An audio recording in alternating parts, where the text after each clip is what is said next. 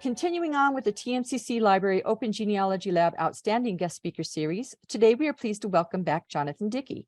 Jonathan, also known as Jay, is the president of American Heritage Partners, a Nevada nonprofit organization that sponsors educational programs on topics related to early American history. Jay's talk is titled The Road to Ratification, Chaos in America, 1787 to 1791, in which Jay will focus on the history and genealogy of the people who led the effort to ratify the U.S. Constitution and Bill of Rights during the period of 1787 to 1791. Our concept of the Founding Fathers tends to dwell on famous names such as George Washington, James Madison, and Alexander Hamilton. But the four-year battle over our founding documents involved literally hundreds of delegates, pamphleteers, newspapermen, and other political and business leaders in the, other business leaders of the Federalist and Anti-Federalist factions, who squared off in ratification conventions held in every county in every one of the U.S., in every one of the 13 states, and who engaged in bare-knuckled negotiations and frequent personal attacks over the key terms of the Constitution and Bill of Rights. The ratification process was messy and highly contentious. Jay will cover some of the key events leading up to the final passage of the Bill of Rights in December of 1791 and describe how close America came to having no constitution at all. He will also provide tips on how to pursue your genealogical research into the many state and local political figures who were involved in the ratification process, most of whose names have been lost to history. Jay is a member of over 30 lineage societies. He currently serves as the president of the Nevada Society of the Sons of the American Revolution. He also is the governor of the Nevada Mayflower Society and lieutenant governor of the Northern California Company of the Jamestown Society. He also serves as an officer of the Order and Founders and Patriots of America and the Sons of Union Veterans of the Civil War. He has been a frequent lecturer to the TMCC Genealogy Lab and is pleased to return to TMCC to offer his insights into the people and politics of one of the most important events in American history. So I'd like to offer a warm virtual welcome to Jonathan. Thank you, Suzanne. It's a pleasure to be back at TMCC. I always enjoy the opportunity to talk to your audience about different topics. Today, my talk is going to be about the Constitution and the Bill of Rights, and my talk is entitled The Road to Ratification, Chaos in America, 1787 to 1791. So let me ask, why Chaos in America? Why have I labeled this talk Chaos in America? It's because not so much that we know in retrospect we had a Declaration of Independence, we had a Constitution, we had a Bill of Rights. It's what happened in between those things. Obviously, we had a revolution during the Declaration of Independence, but the chaos was in the ratification process, meaning Congress passed the Constitution, it had to be ratified by the states. Congress passed the Bill of Rights. It had to be ratified by the states. And as I'll talk about, in both of those circumstances, the ratification of the Constitution, the ratification of the Bill of Rights, there was organized chaos, I guess I'd call it, pitched battle between Federalists and Anti-Federalists over the meaning of the revolution, what is it we were fighting for, and what our founding documents did or did not accomplish in terms of what we fought that revolution for. So I'm going to ask everybody to get out your pocket constitutions, and as I talk, you can follow along in your pocket constitution. I'm sure everybody has one of those. So let me begin first with a word about American Heritage Partners. I'm wearing my AHP hat today. I'm the president of AHP, and you can see our mission statement there. I won't read it, but what we're trying to do with lectures such as today, other educational programs that we're hosting and sponsoring, is to get out the story of our American history in all of its warts and all, events, circumstances, repercussions, consequences, and we're doing it in no small part by telling stories, by giving you, as in today's case, some of the unvarnished facts about what happened that led to the founding of our country and beyond. Two examples of things we've done in the recent past. We sponsored and hosted the American Roots Celebration last summer.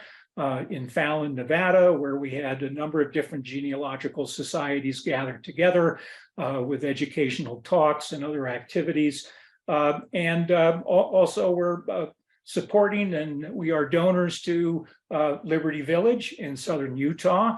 We have one of their representatives on today's Zoom, and that is all intended to further the American story. In the case of Liberty Village, literally the Disneyland of American history to be. We look forward to that complex being built out and opening its doors in July of 2026. So many things we're doing. So let's get on with it. I want to start with a quick refresher and a timeline of what led to and where we ended up with the process of enacting the Constitution and the Bill of Rights. I started this timeline with Thomas Paine's Common Sense because it was such an enormous influencer of public opinion, of the cause, as they called the revolution. The colonists referred to it as the cause. And it was a kickoff, of course. The war had started by January of 1776 when Common Sense was published. It became a worldwide sensation.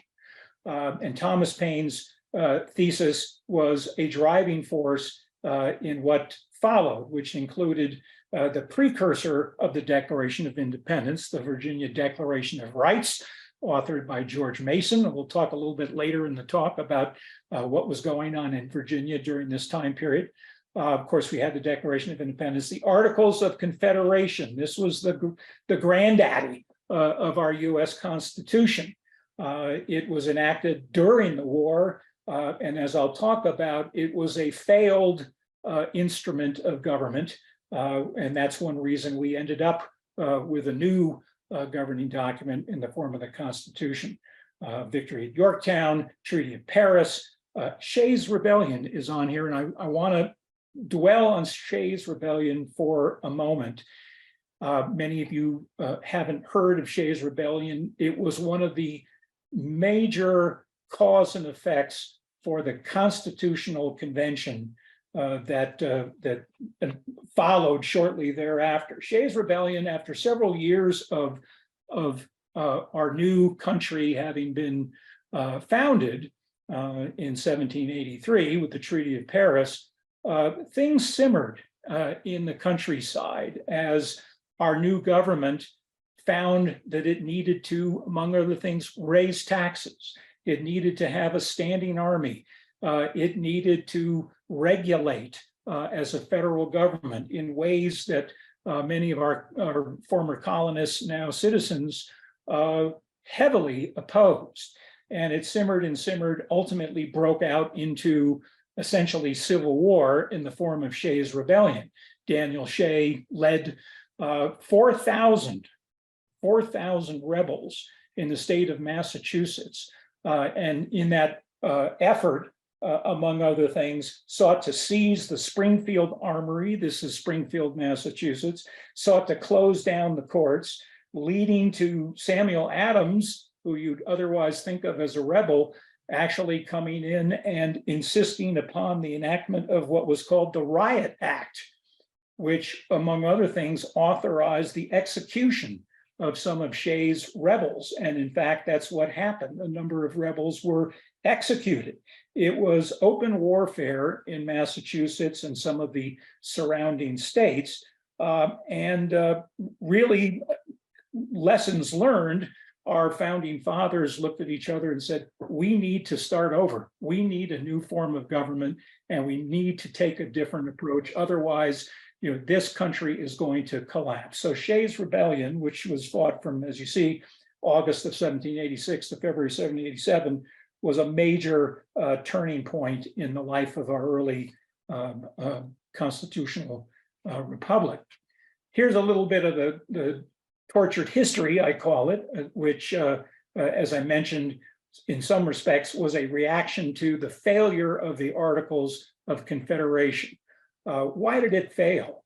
What the immediate problem with the Articles of Confederation during the Revolution was it was a very loose form of federal oversight of the 13 states, and so loose that during the war, our federal government was unable to deliver the goods to our Continental Army. It could not get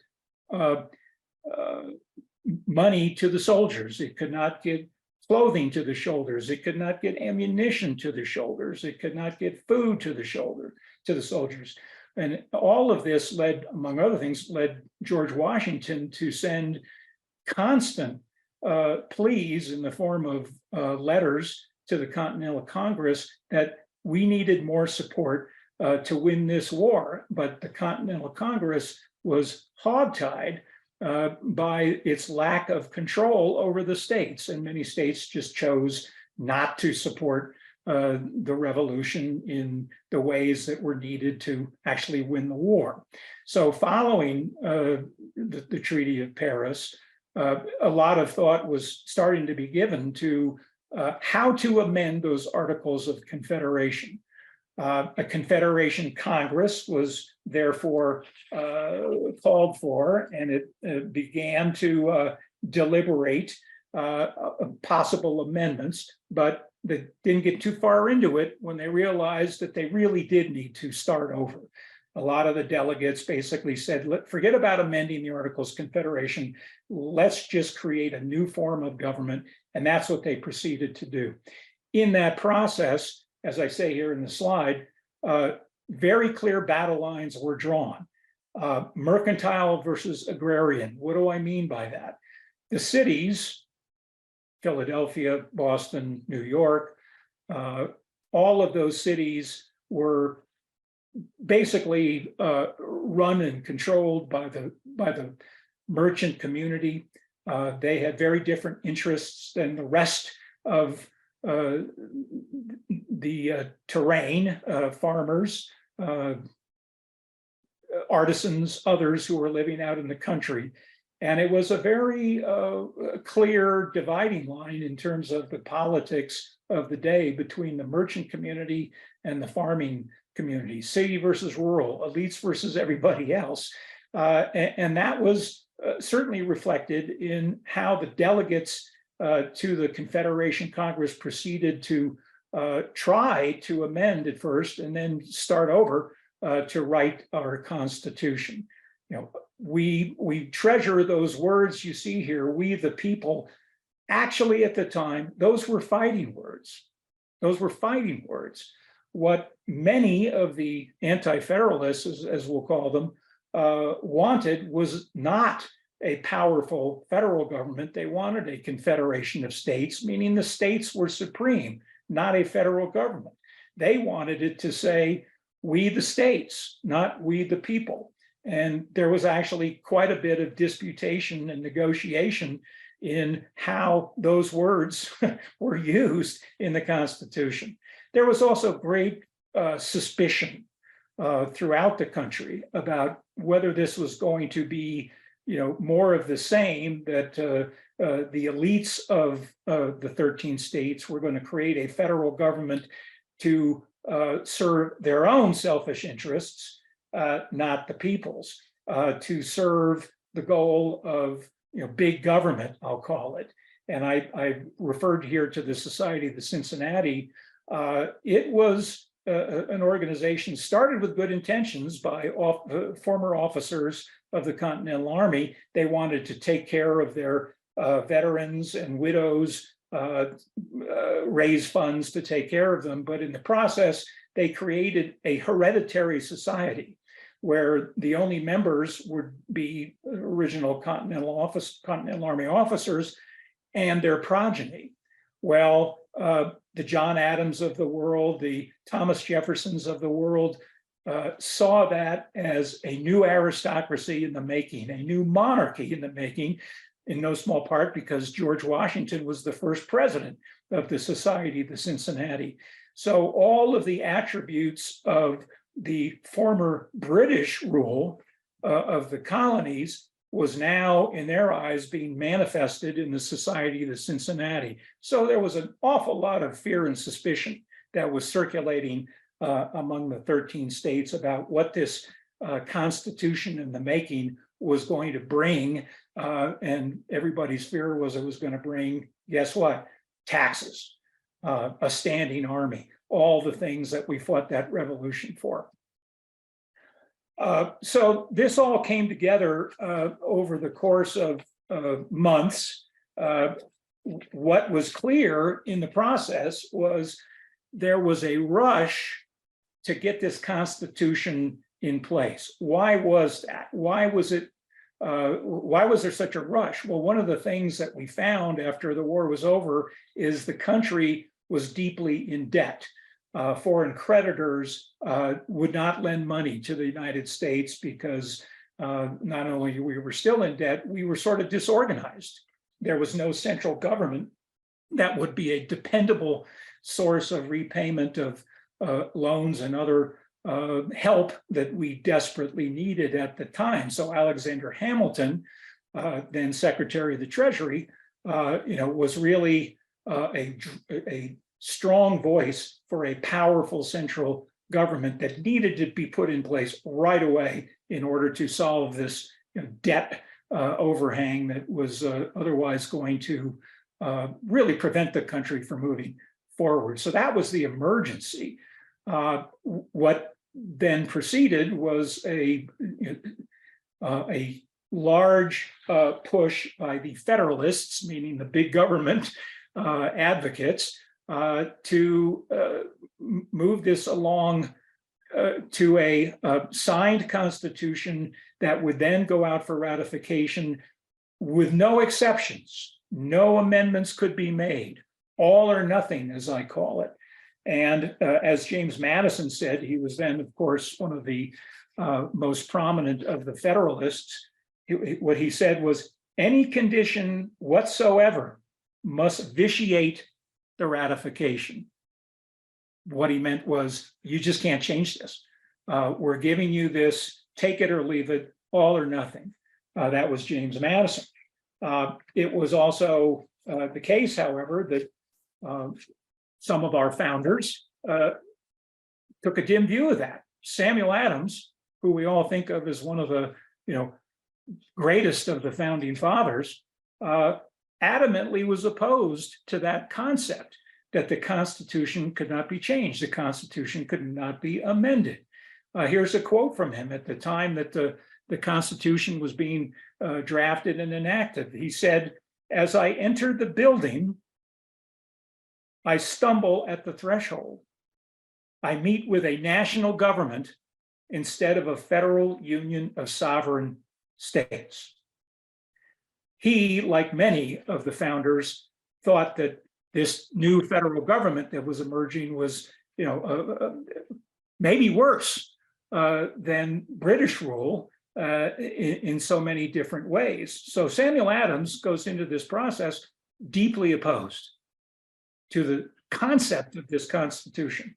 You'll see other names down here along with his: Patrick Henry, George Mason, Edward Randolph, James Monroe, all Virginians, by the way, deeply opposed to this Constitution and the inability to amend it. What were the issues? There's too many issues for me to even remotely try to go through in this talk, but they're all listed here. One of the big ones is, of course, what kind of Congress was this going to be? The Continental Congress was just one body. We now know today we have a Senate and House of Representatives. That's the bicameral Congress that was being heavily debated. Do we want a unicameral or a bicameral Congress? Do we want the supremacy of federal law?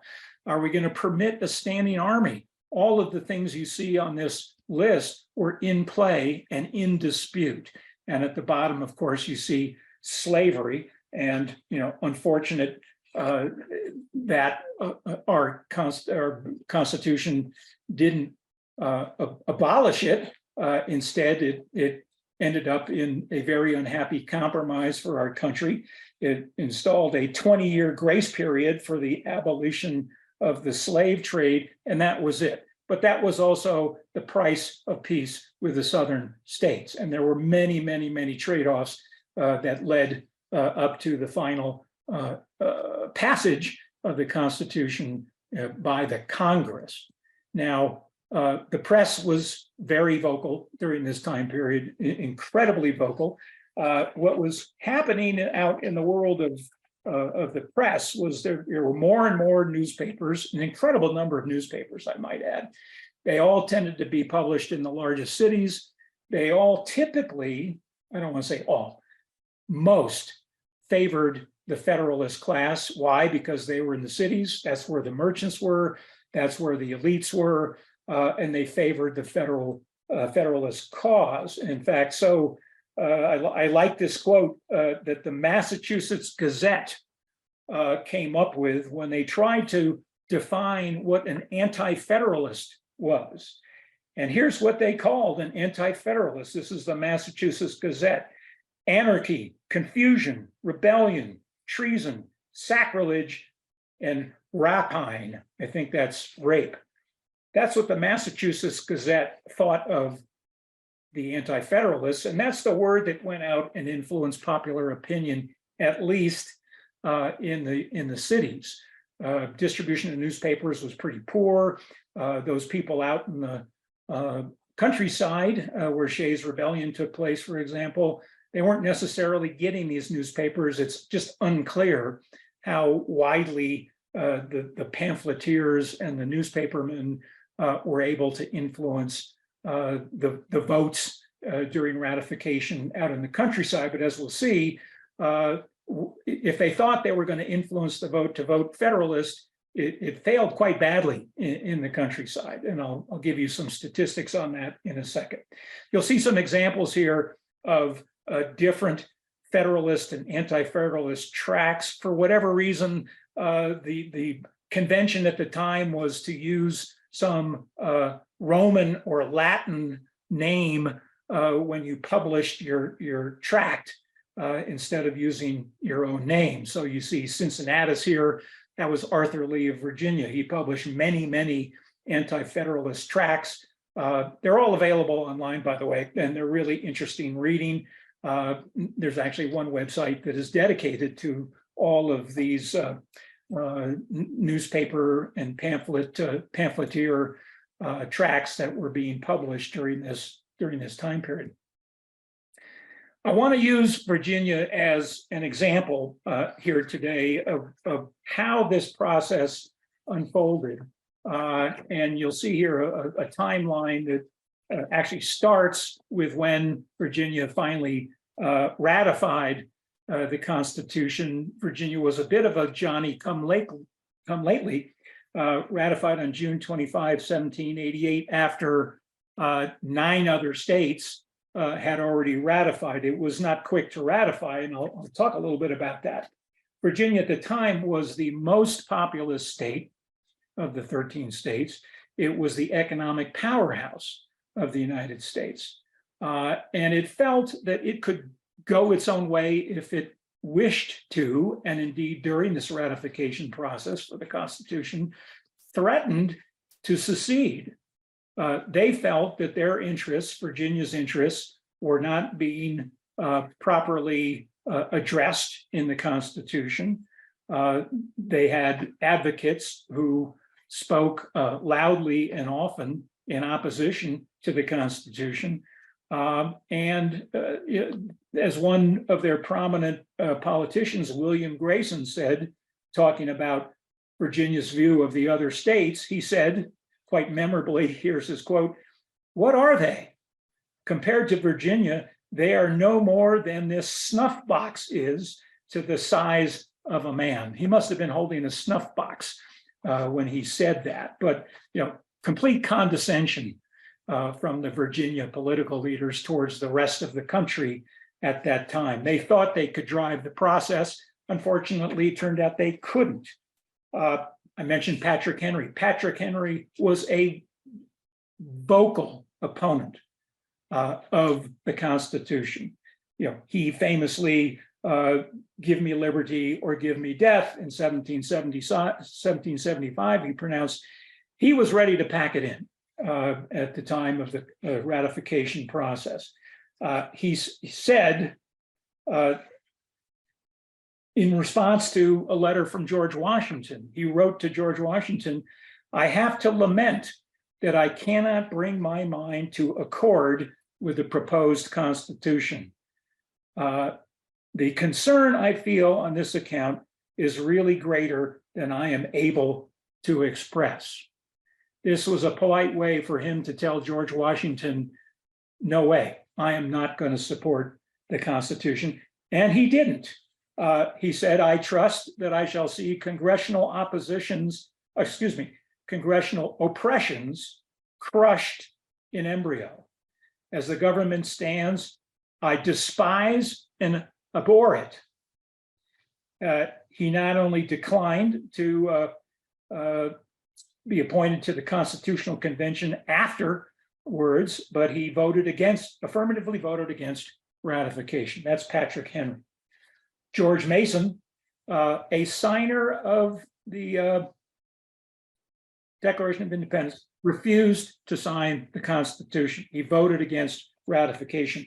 Edmund Randolph, another political leader in Virginia, he was an aide to George Washington during the war, governor of Virginia, refused to sign the Constitution. It was really chaos. You can't state it more simply. It was chaos in Virginia. They hated this Constitution. Let's take a look at this map, and I'll at the end of this talk, I'm going to show you the website where this map comes from. There's a map similar to it for every other of the 13 states. This depicts the county by county voting to ratify the Constitution. Those little red dots are Federalists, big government advocates, I'll say. The blue circles are, the red diamonds are anti-federalists. And what's great about these maps is it really shows the geographic dispersion of the who was for, who was against the Constitution. And as I talked earlier about, the mercantile interest versus the agrarian interest, you'll see it very starkly shown here. The field of blue on the seaboard, where the cities were, where the merchants were, where the elites were, it's all blue, meaning Federalist, meaning supporting the Constitution. Go west, it starts to become all red, or virtually all red, meaning agrarian, meaning anti-federalist, meaning opposed to the Constitution. Monticello, Thomas Jefferson's home, is out there in red territory. If you go to the District of Kentucky, you'll see a box up in the other upper left-hand corner. Kentucky was not a state yet, it was a district.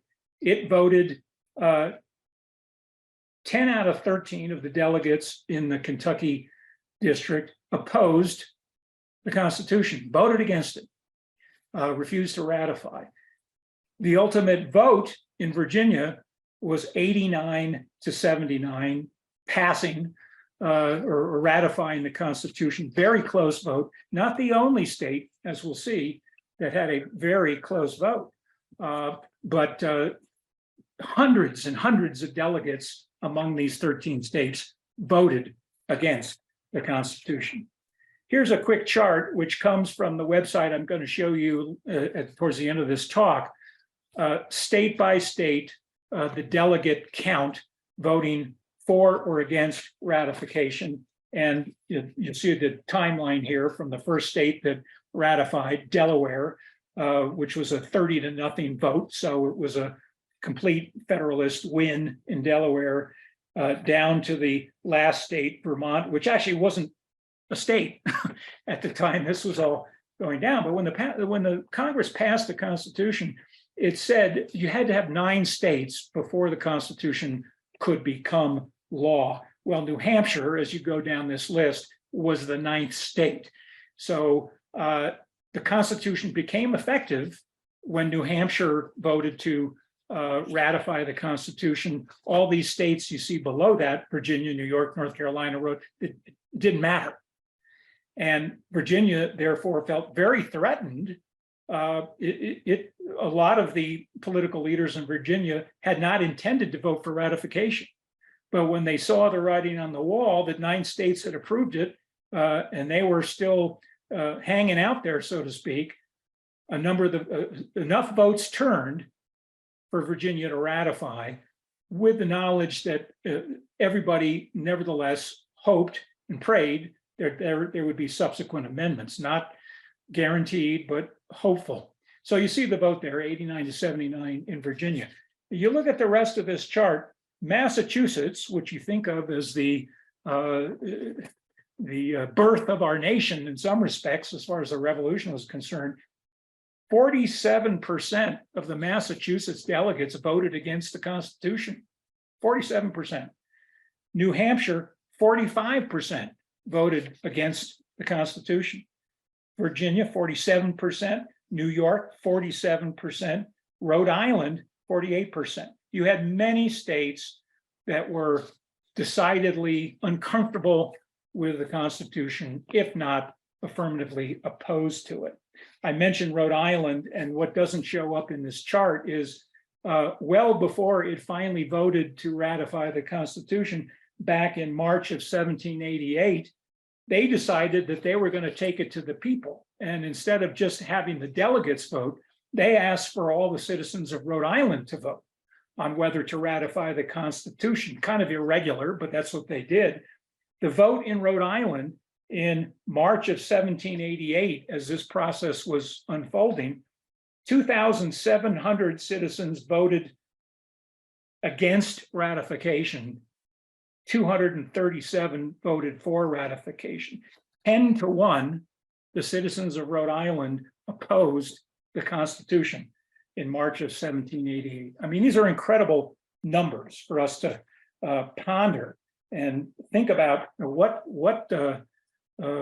how close, how hanging by our nails we were in this ratification process. So 9 states finally, made it law. What was the aftermath of all this? Well, the Federalists and the Anti-Federalists, didn't pack it in. They didn't compromise their positions. They continued to fight. And the big issue now was, are we going to amend this thing?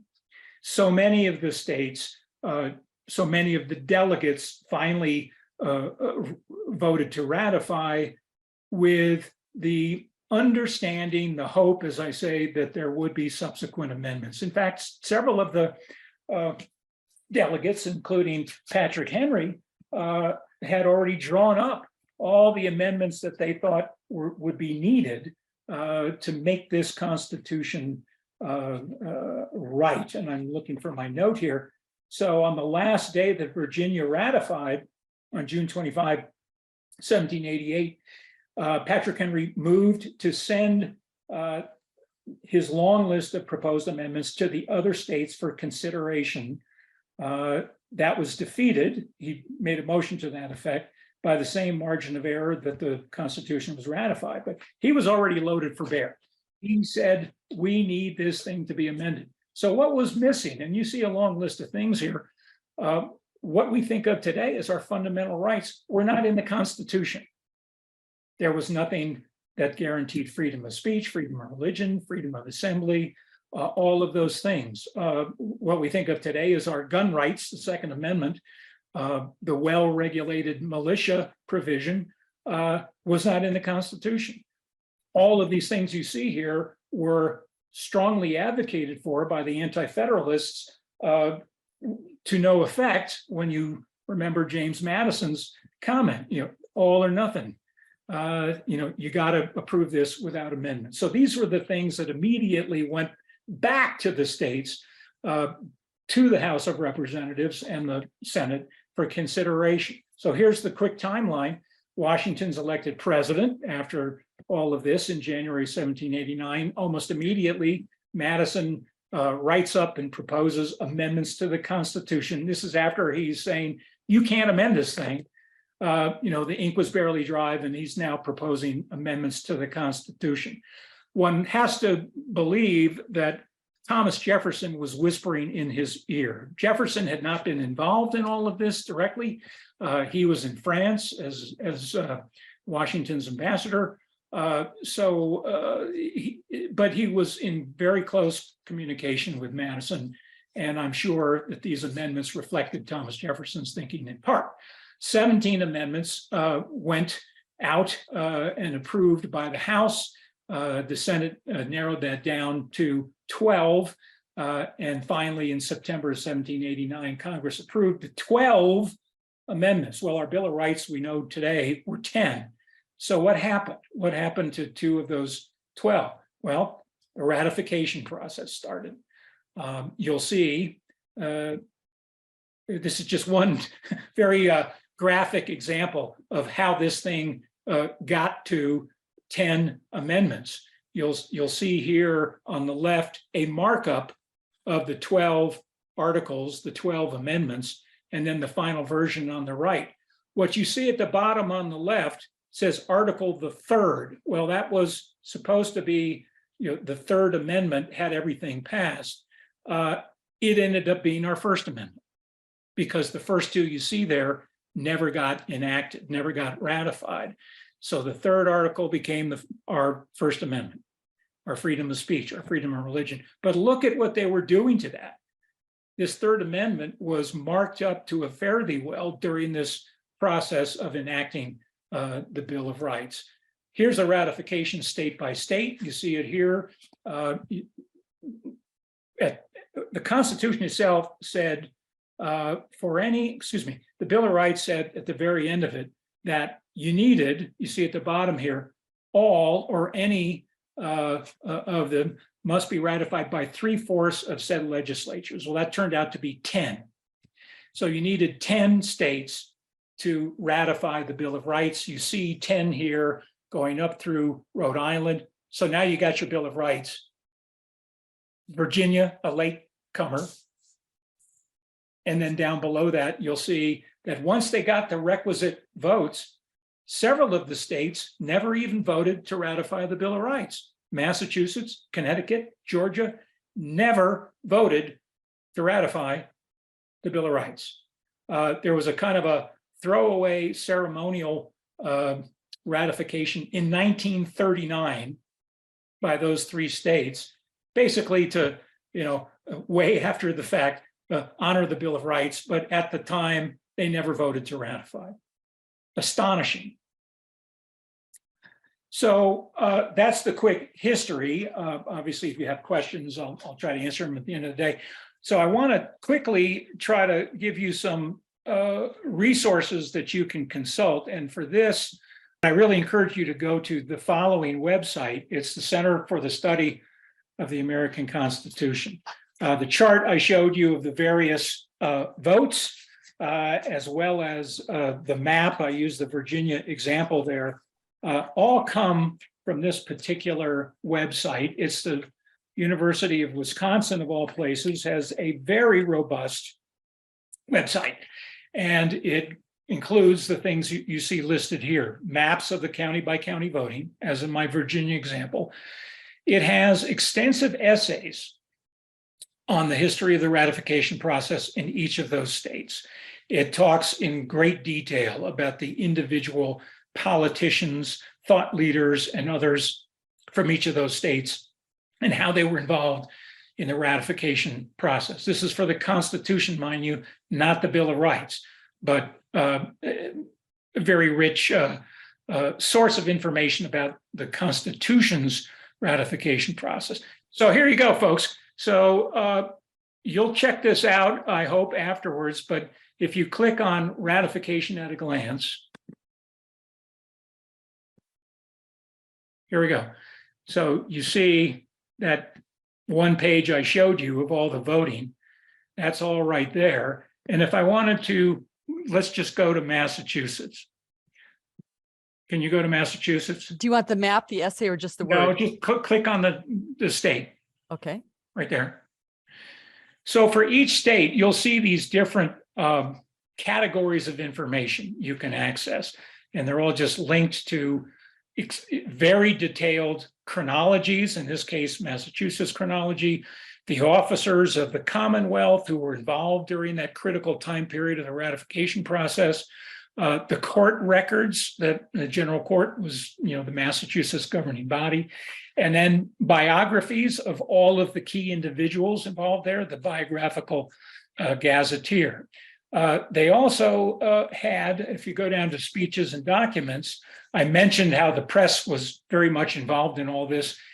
For each state, Wisconsin has chosen selected publications to kind of give you a feel for the nature and tenor and the sheer orneriness of the political debate that's going on through the medium of these newspapers. So you got the Boston Gazette, you got the Massachusetts Sentinel. You click on those and you'll see the vitriol spilling out in these speeches and documents.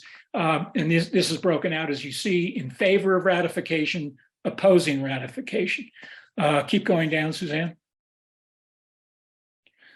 And then significant events and outcomes associated with it. You see the map there, but many other, it's not all the same for every state, but much more detail about the process, the people, the history, and the repercussions of what was happening to the politics of each of these states. So I would say, of the things I could point you to for the most interesting dive into particular states' involvement in the ratification process, this would be the place.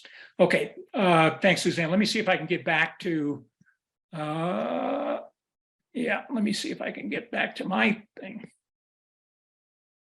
Okay, are we back? Yes, we see your slide deck. Okay, so here's some more selected. I mean, there's a vast amount I could try to cite, but I haven't done it here. So this is a one-pager of online and print resources. I find the first one, Founders Online, to be particularly interesting. It's basically, the National Archives have gathered together the profuse correspondence and formal submissions between and among all of the founders before, during, and after the war. The constitutional process, you can find George Washington's letters to Madison and Adams on Founders Online. You can search it by date. You can search it by category. If you just want to look at Revolutionary War era, you can do that. If you want to look at the period of the ratification process, you can just look at that. But I found the most amazing stuff on Founders Online. And these letters and correspondences, I have one example in my hand of George Washington's transmittal letter in September of 1787, when he sent out the now approved Constitution to the states for ratification. He mentions all kinds of other people. So if you are looking for names of your ancestors who might have been involved in this process, you may find it in this correspondence as well as other sources. It's not name searchable, unfortunately. So you kind of have to get lucky as you go through the correspondence. I've been able to do that with a couple of my ancestors and see how they were involved in particular meetings and discussions and events that's reflected in this in these letters on Founders Online. There is a lineage society. Naturally, there's got to be a lineage society for this. The descendants of the signers of the Declaration of Independence, they have a website and they have some limited information on their biographical sketches of the signers. And by the way, at the very bottom of this, I'm going to tip my hat to Suzanne. TMCC's website also has accumulated other resources, research materials related to the signers. You see the website address there, libguides.tmcc.edu. I commend it to you. There's a lot of material on there that I didn't bother to duplicate in the slides, but it's a very rich source of information as well. Again, if you're looking for your ancestors, you'll find materials there that might get you more information about their involvement in these signal events. Find My Past as a database, descendants of the signers of the Declaration of Independence. Unfortunately, it's not the Constitution, but the Find My Past database. Of course, that's a subscription-based database. I'm sure Suzanne would use her subscription to look something up for you. There's some books that I really think were quite good on the subject. I mentioned Pauline Meyer's book, terrific book. It's 600 pages of detail about the ratification process. It does have an index. You can look up your ancestor's name in the index, or I'll look it up for you. I have a copy of the book here at home. And if you send me an email, you can tell me who your ancestor is. I'll tell you whether he or she is mentioned in the book. Same goes for the next one, the documentary history of the ratification. I'll be happy to look things up. The National Archives has its own website, Meet the Framers of the Constitution.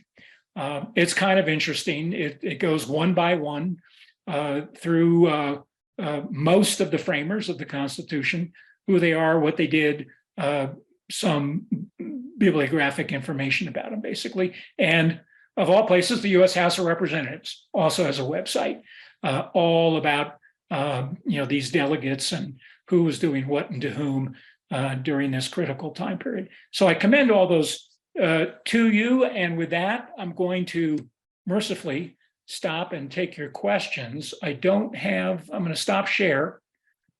And let me see if there are questions in the chat. And maybe you've been looking at them, Suzanne. Yes, and hold on, let me just see if anyone's, let's see here. No, I don't think there is. There's another chat in there, but no, I don't think there's questions.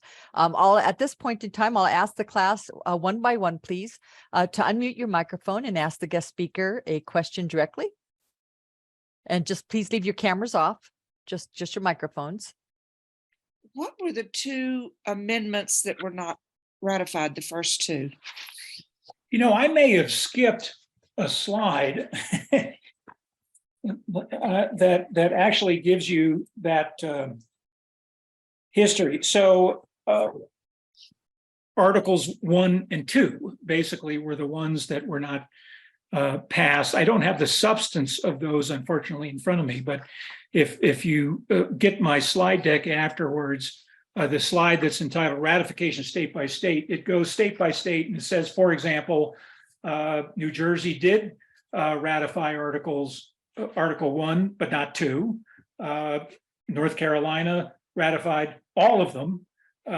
Delaware ratified Article 2, but not Article 1, et cetera, et cetera. So Articles 1 and 2 just didn't get enough votes, but the 3 through 12 got the requisite 10-state ratification. So that's why we have a Bill of Rights of 10 instead of 12. Does that answer your question? No, I was wondering what they were. I just don't have that in front of me. I'm sorry. Oh, okay, that's okay. Thank you, Tracy. Anybody else? Oh, okay. Bridget just put in this in the chat box. She says, I think the original Second Amendment was the most recent constitutional amendment ratified in 1992. There was a later, in fact, I'm going to pull out my pocket constitution because it actually does end up talking about that. So let me just quickly, 1992.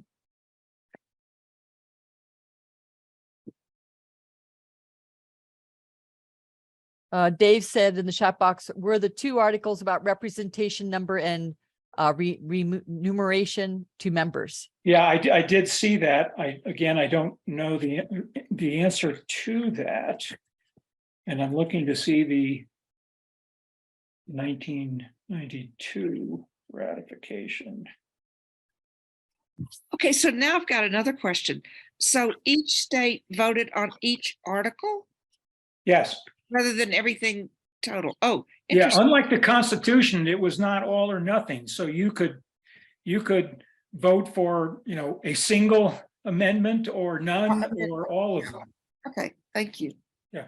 Bridget just put in the chat box, 27th Amendment required any change to rate of compensation for Congress to take effect after election in the House of Representatives. Yeah, I'm seeing that at page 34 of my pocket constitution. You're exactly right. 27th Amendment was ratified on May 7, 1992 by the vote of Michigan, which didn't even exist, of course, back at the time of the Bill of Rights, but Michigan brought it over the line in 1992.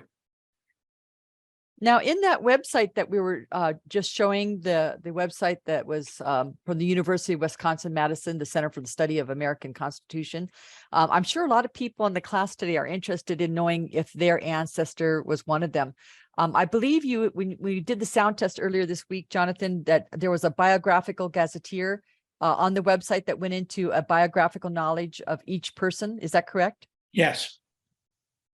Now, I can't guarantee that every single person involved in the ratification process is written up there, but they have pretty extensive biographical information state by state for certainly the key participants in the process. So Delaware, Pennsylvania, New Jersey, Georgia, Connecticut, Massachusetts, Maryland, South Carolina, New Hampshire, Virginia, New York, North Carolina, Rhode Island, and Vermont, they all have the biographical essays? All of them, yes.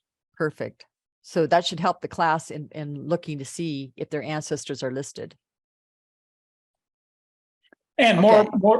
more expansively, the list of the state representatives, not to the Congress, but who was in the House of Burgesses in Virginia, for example, during the relevant time period. That website will list somewhat exhaustively all of the state and local officials in each state.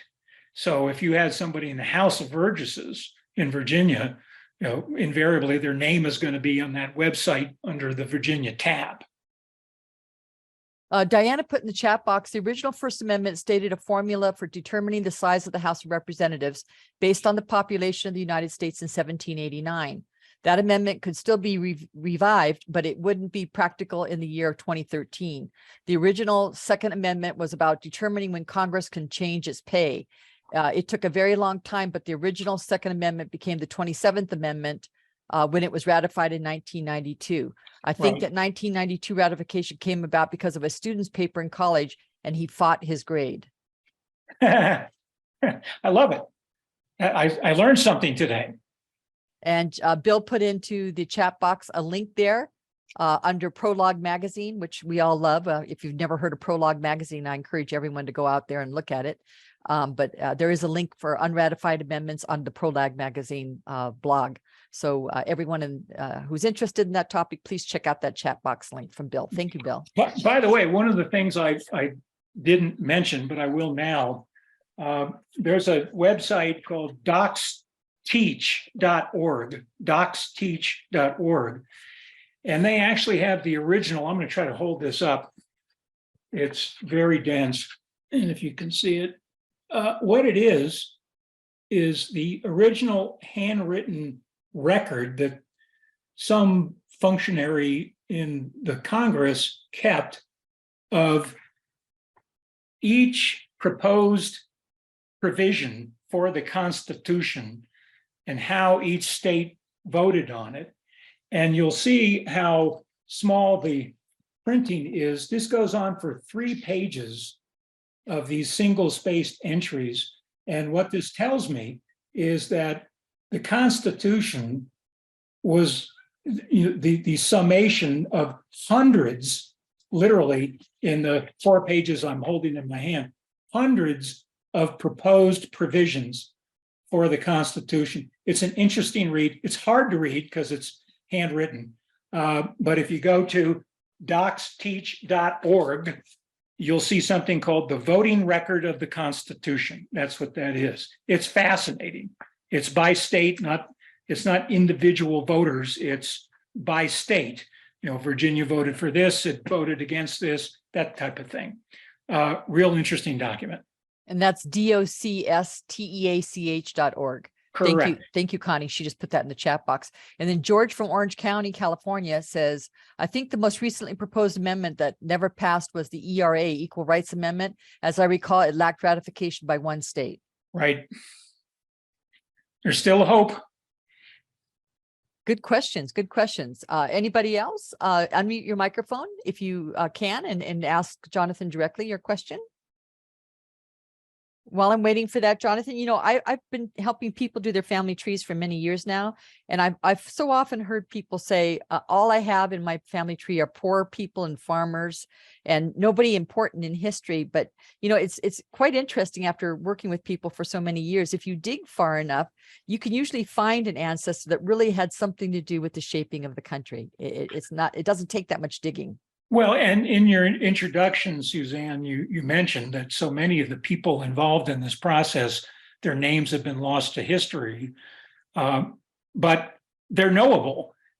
These delegates out in the countryside of Virginia, out in the district of Kentucky, their names are knowable.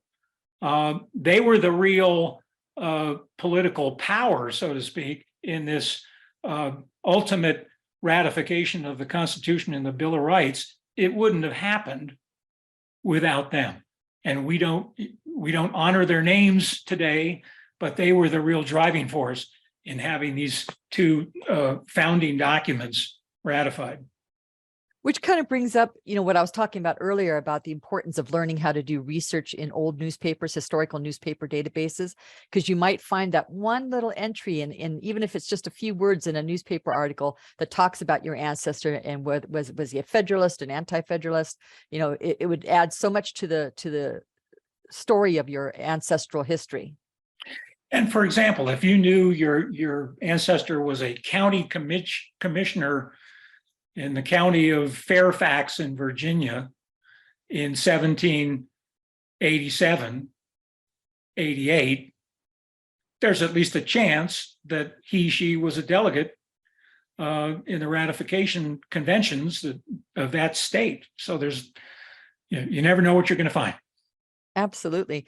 We hear so often in today's news about politicians talking about, the topics that are talked about around the dinner table of, the typical American family today. It's kind of really an interesting thought to me to think about what our ancestors were talking about on the, around the dinner table or in the town square when all this was actually happening. I mean, I'm sure people had very strong opinions one way or the other. Well, and remember, we had a civil war in Massachusetts, Shays Rebellion. That's what they were talking about. It's a fun thought. Yeah.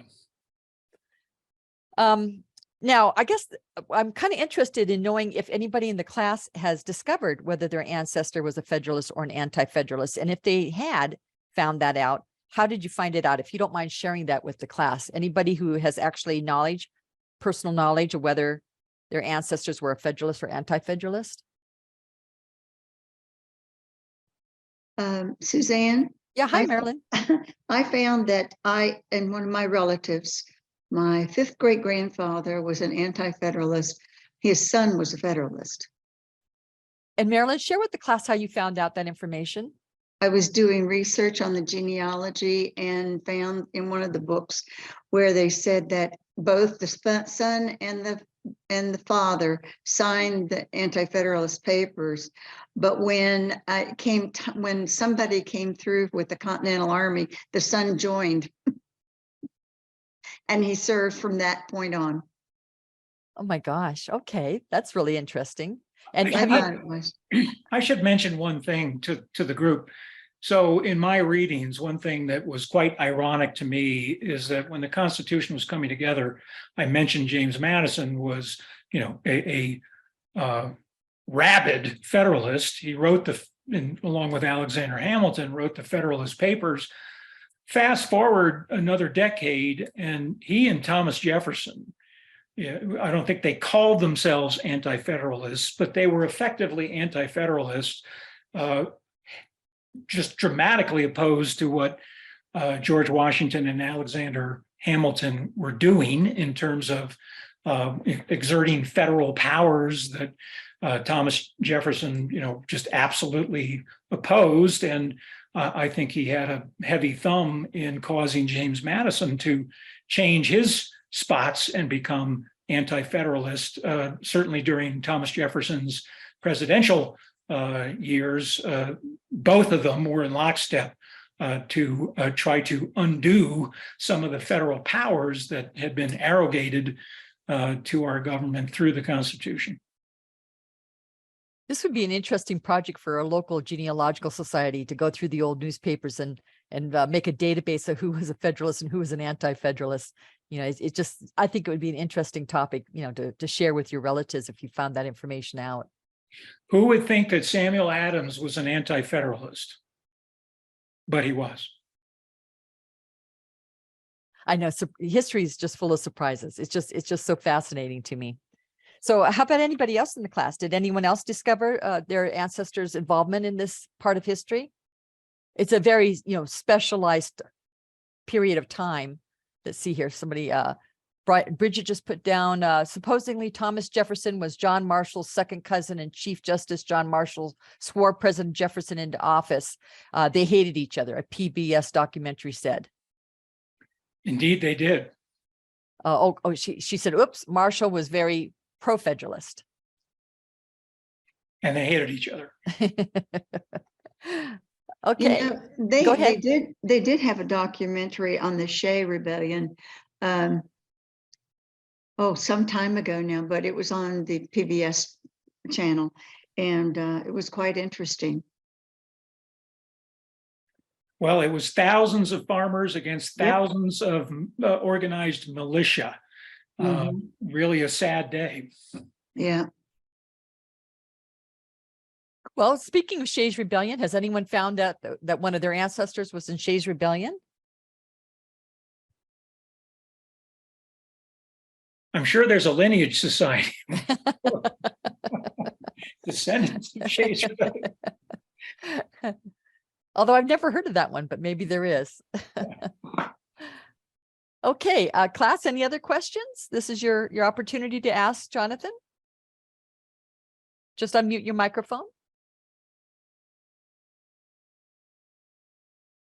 Well, Jonathan, this is the second time I've heard your presentation. I enjoyed it as much, if not more, the second time. And you're right, you did add more information into it than the breakfast that I heard it the first time. But very nicely done. We're getting some comments in the chat box. Let's see here. Dave from Nevada says, many of my ancestors were from Deerfield, Hampshire County, Massachusetts, mostly red dots. So right. I know Dave from Winnemucca, and yes, it was red territory out there. Marilyn would like to know, Jonathan, where are you from? Oh gosh, that's a complicated answer. Born in Berkeley, California, raised in New York, moved back to Silicon Valley, law school in Michigan, Incline Village, and now Reno. And Virginia wants to know, is there a type list of your resources mentioned here? I do have that. I would want to update it before I send it to you, Suzanne, but I can do that. Okay, and I'll attach that and send it out with everyone with what I call the links used. If you're new to my class today for the first time, the first part of class, when I make my announcements, I tell everybody don't write it down because I've already got it done, and I send it out usually sometime between Friday afternoon and Monday morning to everybody. So whatever Jay would like to pass on to everybody, including a slide deck, you will be getting sometime between now and Monday if you're on my email list. Yeah, and anybody who does want me to look up an ancestor's name in some of these books, my email address is jcdickey, D-I-C-K-E-Y, @me.com. Happy to help you. Bridget put in the chat box, this was great. I'll have to look into my Springfield and Northampton, Massachusetts ancestors to see whether I can find out more about their political views back then. Marilyn from Georgia says, what a wonderful session. Love to know about the history of the Constitution. Keep it coming. We'll just give it a few more seconds here to see if anyone else is going to make a comment. Well, I do thank you, Suzanne, for giving me the podium once again, and I'll look forward to some other topic some other time. I enjoy the breadth and scope of what you try to do with the genealogy lab, and keep it up.